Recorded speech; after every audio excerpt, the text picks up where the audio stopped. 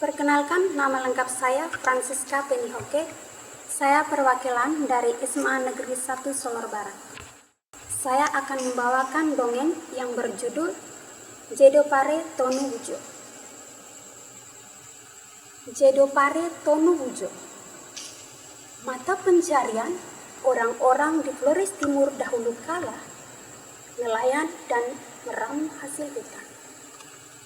Menjadi nelayan adalah pekerjaan kaum lelaki, sedangkan meramu hasil hutan adalah tugas kaum wanita di Flores Timur.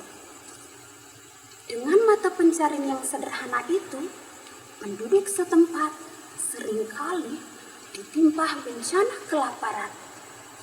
Apalagi pada waktu tanaman bahan makanan seperti padi, jagung, kacang-kacang, labu, jewawut, dan lain-lain belum dikenal oleh masyarakat.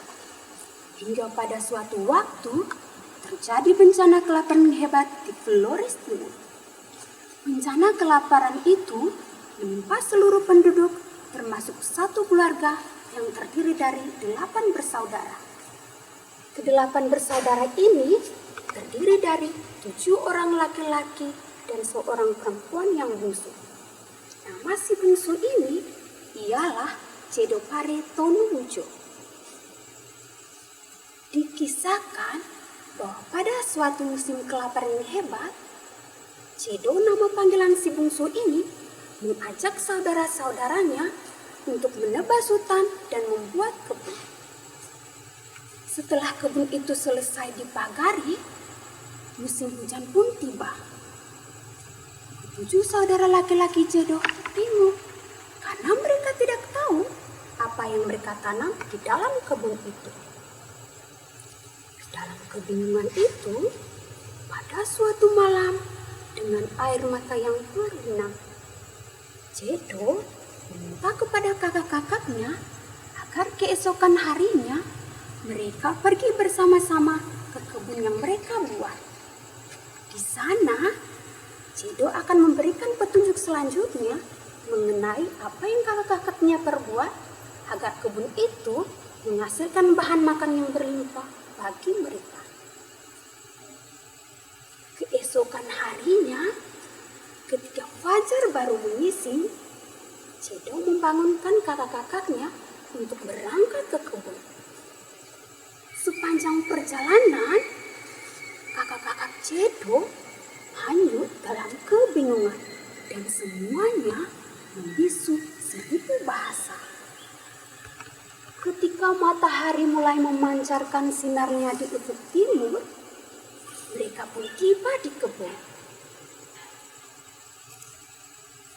Lalu, Jedo meminta kepada kakaknya memacang sebatang kayu di tengah-tengah kebun itu.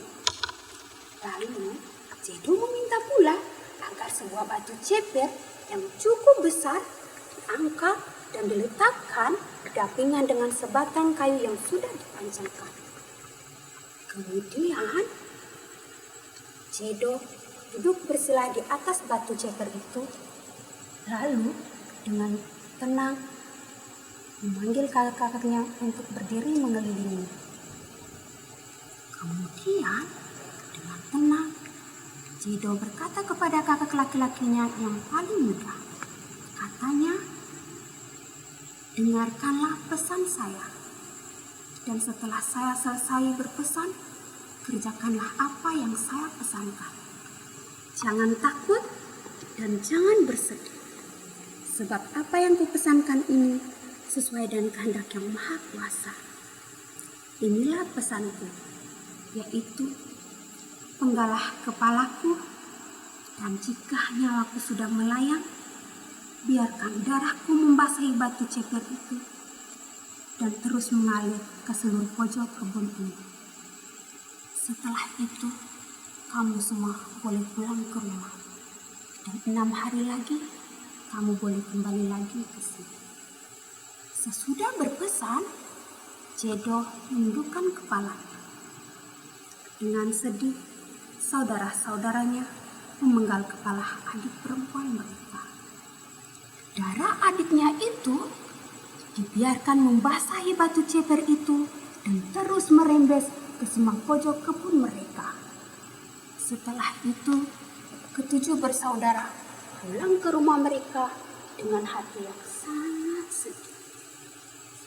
6 hari kemudian, ketujuh saudara itu datang kembali ke kebun sesuai dengan pesan Jedo. Setiba di kebun, mereka heran dengan perasaan gembira dan sedih silih berganti. Sebab di seluruh kebun itu tumbuh berbagai pangan yang sangat subur, yaitu padi, jagung, labu, dan jewawu. Beberapa bulan kemudian, musim panen pun tiba. Seluruh hasil panen itu mula-mula dikumpulkan di atas batu ceper itu sebagai suatu peringatan. Setelah semua itu, hasil panen terkumpul, barulah diangkut, dibawa ke rumah dan dimasukkan ke dalam lubang.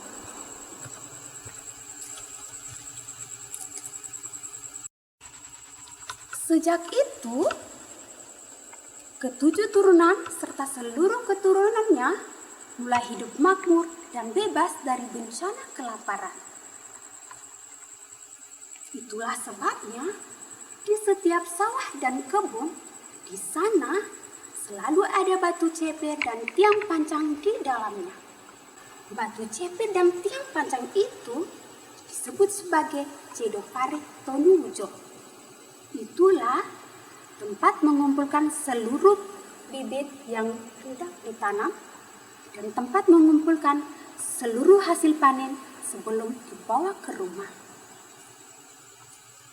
Hal ini dibuat sebagai kenangan dan sekaligus sebagai penghormatan bagi Jedo Pare Tonuujo yang telah mengorbankan seluruh jiwa raganya bagi kemakmuran saudara-saudara.